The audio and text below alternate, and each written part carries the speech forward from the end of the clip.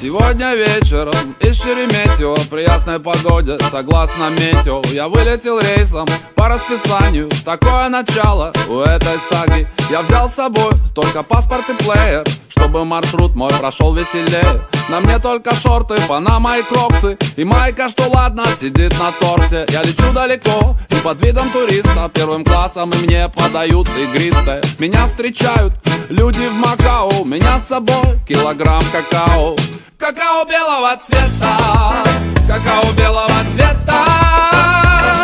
А это какао белого цвета, какао белого цвета, какао белого цвета.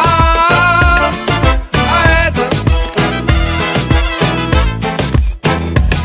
мне сказали, что это не детская миссия, и от этого мой светлый фьючер зависит. Так сказали мне люди, что меня послали с грузом какао в далекие дали. Мы летели над облаками, я и веренный мне килограмм какао. Я подумал, что если я возьму немного, в этом точно не будет ничего плохого. И я просто попробовал из пакета, где было какао белого цвета, и в иллюминатор стал смотреть с интересом и стал напевать эту самую песню. Какао белого цвета, какао белого цвета.